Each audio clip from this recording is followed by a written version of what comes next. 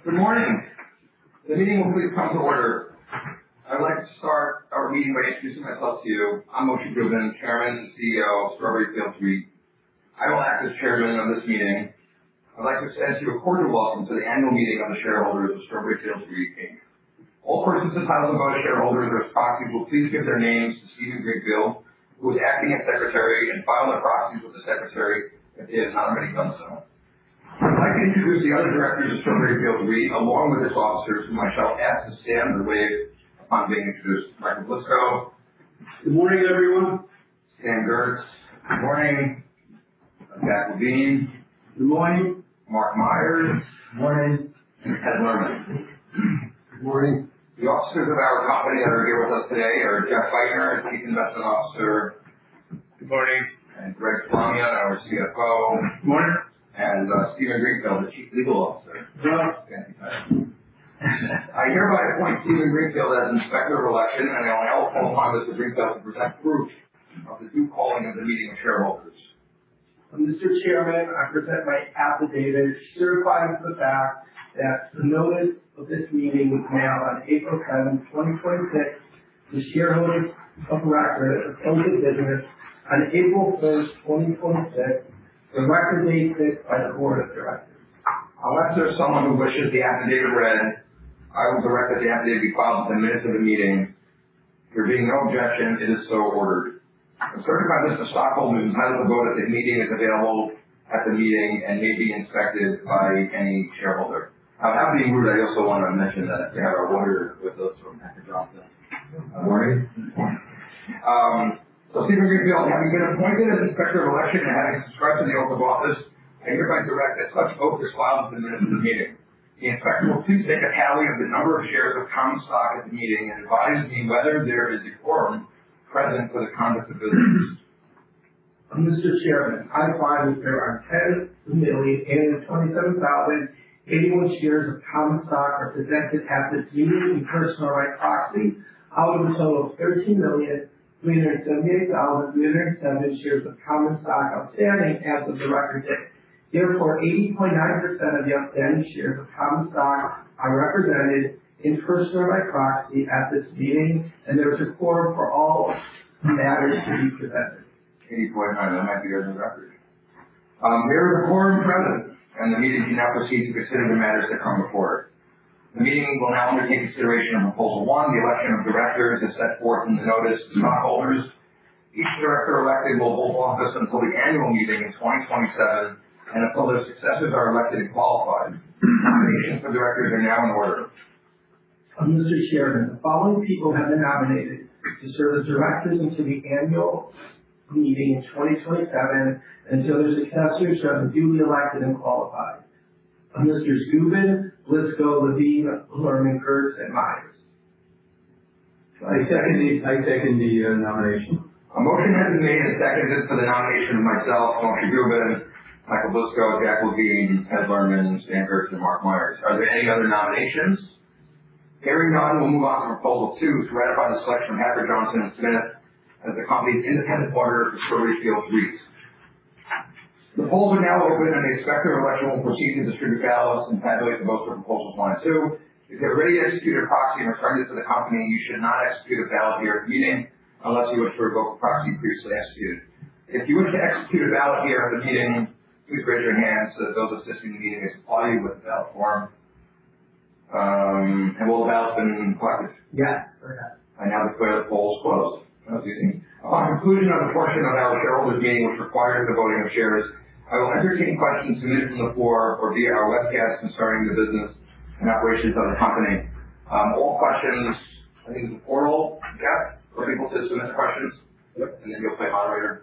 I will. Okay. While the Inspector of the Election is completing the tabulation of ballots, I would like to present the following presentation. At last year's annual meeting, using the analogy of a child being born and watching it grow, I noted that the company had the asset requirements while it entered its teenage years. I close those remarks by previewing the title of this year's address, L'Chaim L'Chaim, from strength to strength. 1 year later, I am pleased to report that the title has held.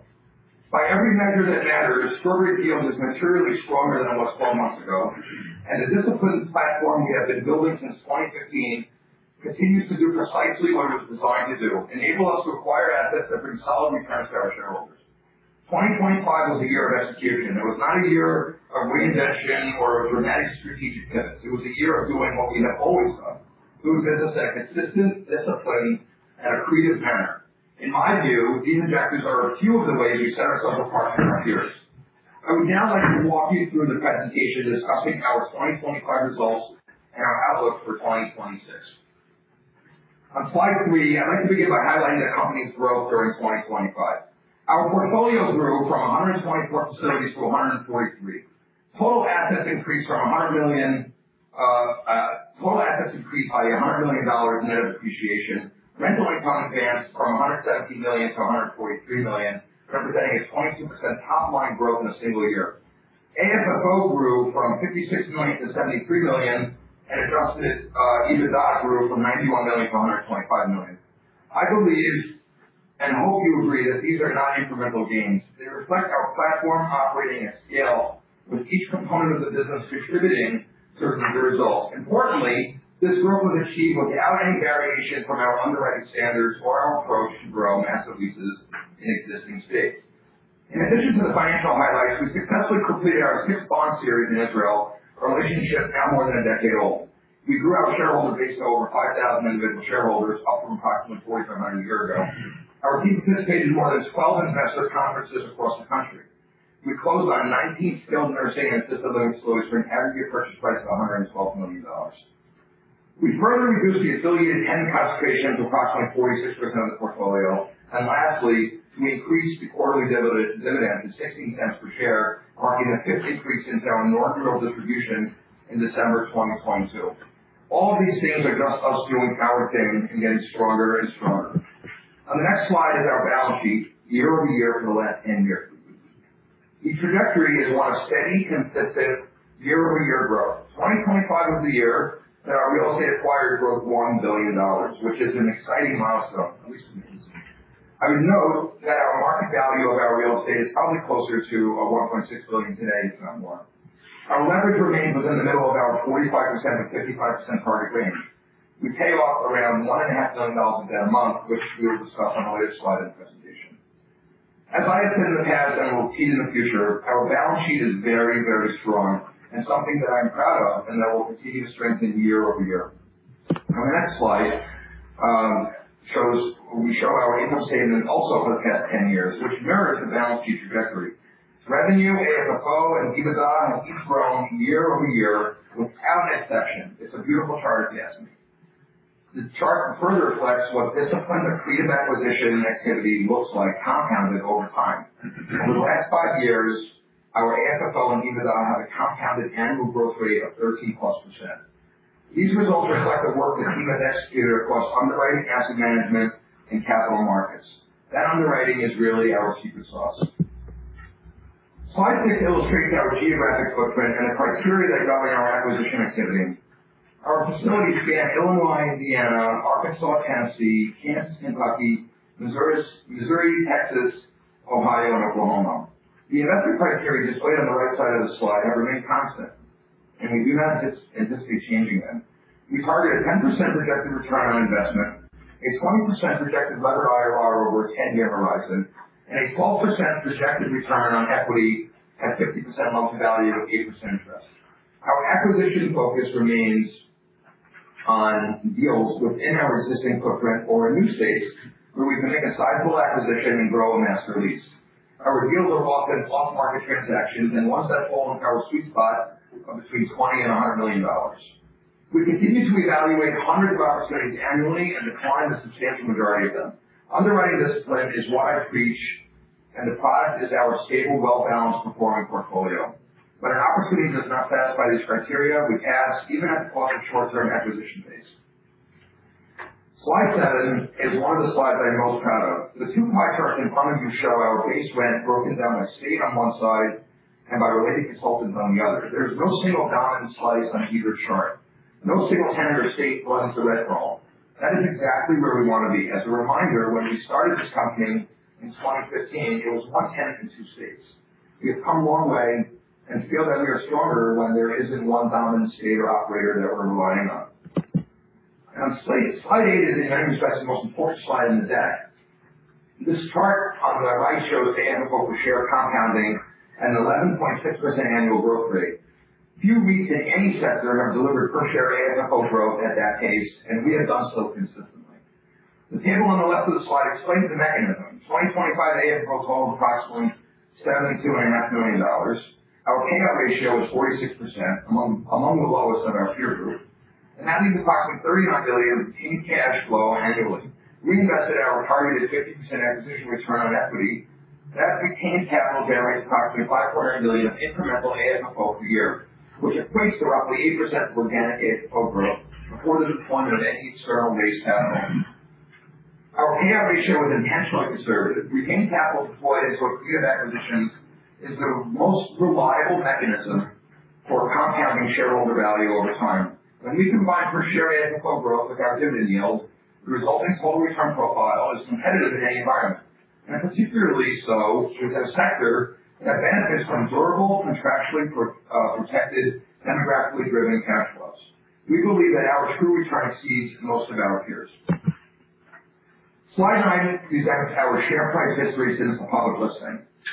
The trend has been upward, which is encouraging, but the more material observation is that our stock, STRW, continues to trade at a discount to our peer set on a multiple of AFFO basis. We view that valuation gap as an opportunity. It does not require any extraordinary action on our part. It requires consistent execution. Each conference we attend, each new analyst initiating coverage, and each additional shareholder we add narrows that gap. We expect it to close over time, please God.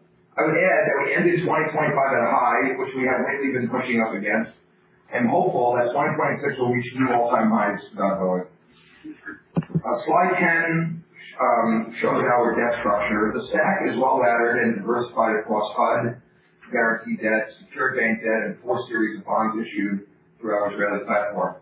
The HUD component, $254 million at a weighted average interest rate of 391 and weighted average maturity of 2047 is a meaningful competitive advantage in the current rate environment. Long duration, fixed rate, government guaranteed leverage at sub 4% is not a financing profile that is readily replicable by newer entrants. Our most active capital markets initiative is the refinancing of the Israeli bond series maturing in July and September of this year. We are evaluating multiple paths concurrently, including a refinancing of the bonds themselves or utilizing the new corporate credit facility we signed a term sheet for in Q1. By the time we convene next year, the capital structure will be well laddered into the 2030s and repositioned to support the next phase of growth. Underlying every chart in this deck is a straightforward operational reality. We are collecting 100% contractual rent. Every facility is occupied by a tenant. Operator level performance continues to benefit from a demographic tailwind that is no longer a forecast but a present day phenomenon. The over 65 population in the United States is expanding measurably each year, while the supply of skilled nursing beds is not keeping pace. That structural mismatch is a sustained tailwind, and we expect it to persist over at least the next decade. Pure play skilled nursing REITs are scarce. As capital markets continue to seek inflation-resilient, demographically driven, contraction-protected income streams, we are positioned in an attractive segment, and we have spent the past decade developing the operational and capital market expertise to lead in it.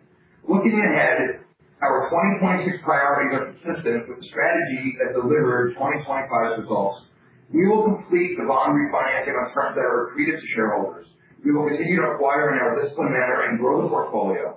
We will continue to deepen our master lease structures and operator relationships. And finally, we will continue to expand our shareholder base, broaden analyst coverage, and improve trading liquidity. In closing, Michael and I founded this company nearly 23 years ago. When we became Strawberry nearly 11 years ago, we owned 33 facilities and were 100% of the tenant base. Today, the company owns and leases 143 facilities across 10 states and many operators with close to 6,000 shareholders and a balance sheet of $885 million. Every milestone has been reached through the consistent execution of fundamentals over an extended period of time. That approach will not change. As I mentioned at the beginning of my speech, we tile from strength to strength. That was the objective 1 year ago, and it is the result we are reporting today. I've never been more confident in the company's direction, and I'm proud to be on this journey with each of you. To our shareholders, thank you for entrusting us with your capital. To our operators, thank you for the care you provide and the buildings you run. Lastly, to my team, thank you for the work you do every day, much of which is never publicly seen. So with that, I will point out the disclaimers, and this wraps up my prepared remarks. Share the disclaimers. If there are any questions regarding the company, please submit them now, and I'll try to answer them for you.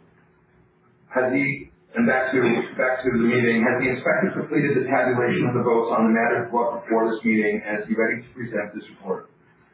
Mr. Chairman, I am ready to report.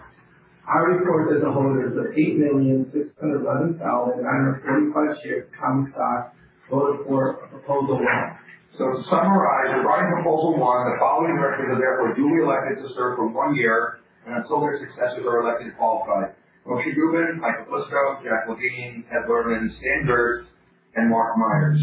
The vote for Proposal 2 is as follows. To ratify the appointment of Hacker Johnson Smith PA as the company's independent auditor for fiscal year 2026 for $10,233,324 for, against, $359,142, abstained, $34,615. Okay, so that passes as well. If there are any questions regarding the company which you wish to ask, we'll now go to the webcast. Any questions? We have no questions. All right. On behalf of all the directors and officers of the company, I wish to express our appreciation to all of you for attending this meeting. Is there any other business to come before the board while this meeting, while we're in session? Motion to adjourn. Because there does not appear to be any other business, and I'll therefore entertain a motion to adjourn, which Jack has jumped on. So we'll let Jack make the motion. Motion, second time motion. Looking for a second. Second by Stan. It is the move and second to adjourn this meeting. All those in favor say aye. Anybody opposed? Motion is carried and the meeting is adjourned. I hope everyone has a really nice day. Thank you. Jack, you're not. I like to, right on the edge.